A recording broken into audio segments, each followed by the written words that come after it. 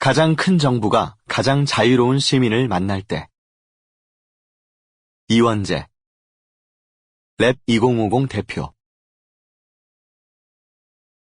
전염병이 정치학의 오래된 질문, 즉 국가의 존재 이유와 정부의 역할을 돌아보는 계기가 될 거라고는 생각하지 못했습니다. 코로나19 사태를 맞아 지금 벌어지고 있는 일입니다. 각 정부가 어떤 방향에서 어떻게 역량을 발휘해 대응했는지에 따라 국가별로 운명이 엇갈리고 있습니다.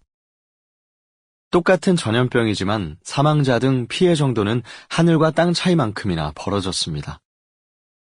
평소 정부의 적극적인 역할을 강조하는 영국의 경제학자 마리아나 마추카토는 작은 정부의 큰 실패라는 제목의 글을 전 세계 정치, 경제 분야 유명 인사들의 기고 전문 매체인 프로젝트 신디케이트에 실었습니다.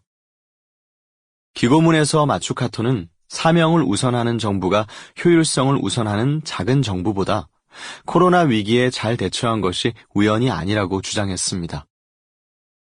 수십 년간 효율성을 명목으로 진행된 민영화, 아웃소싱, 예산 삭감 등이 위기 대응에 나서야 할 정부의 발목을 잡았다는 겁니다. 영국의 가디언은 팬데믹이 정부의 역할을 다시 바꿀 계기가 될 것인지 질문을 던졌습니다. 1980년대에 미국의 레이건 정부와 영국의 대처 정부가 각각 신자유주의와 작은 정부를 주창한 이후 전 세계적으로 국가의 후퇴가 진행되었습니다. 가디언은 코로나가 이를 뒤집을 수 있을까 묻습니다. 레이건 전 대통령은 9개 단어로 된 가장 끔찍한 영어는 당신을 돕기 위해 정부에서 나왔다. I'm from the government and I'm here to help. 라는 말이라며 큰 정부를 조롱했지만 이제 팬데믹을 해결하기 위해서는 정부가 더 적극적으로 나서야 한다는 요청이 대세입니다. 불과 몇 년 전 우리는 국민을 지켜주지 못하는 정부에 이게 나라냐라고 분노하며 들끓었습니다. 오늘날 전 세계 여러 나라에서 자국 정부의 코로나 대응에 대해 불신과 회의, 배신감을 담아 분노하며 같은 말을 외치고 있습니다. 이게 나라냐?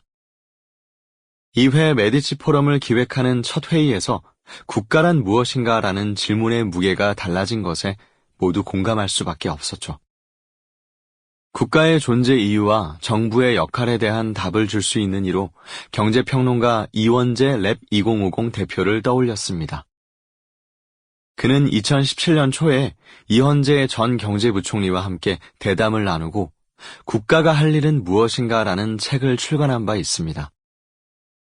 한겨레 경제부 기자, 경제주간지 이코노미 21 금융 담당 기자, 투자주간지 띵크머니 취재팀장을 거쳐 월스트리트에서 동북아시아 담당 애널리스트로도 일했던 이원재 대표는 이미 노무현 정부 당시 주식회사 대한민국 희망보고서라는 책으로 대한민국의 현재와 미래를 진단하기도 했었죠.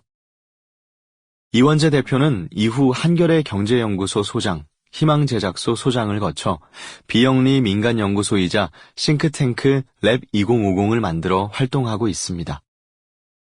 책 제목처럼 국가가 할 일은 무엇인가는 그의 가장 중요한 질문이자 화두일 것입니다. 사전 인터뷰를 마쳤을 때 퍼즐을 맞춘 기분이었다면 포럼에서 실제 발표를 들을 때는 짜릿했습니다.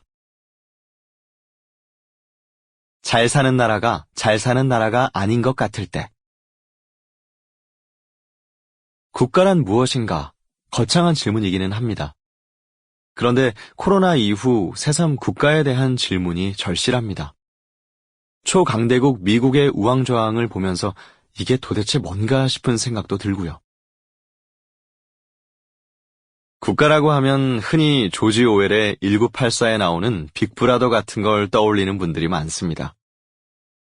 부정적인 느낌이죠. 우리를 감시하고 통제하고 옥죄일 것 같은 그런 느낌요. 그런데 2020년에 바로 그 빅브라더가 우리 곁에 있습니다. 우리가 매일 친숙하게 TV에서 보는 정은경 질병관리본부장이 바로 그 국가, 빅브라더예요. 1984와 다른 것 같습니까?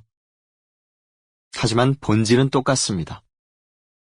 우리는 1984와 똑같이 Sample complete. Ready to continue?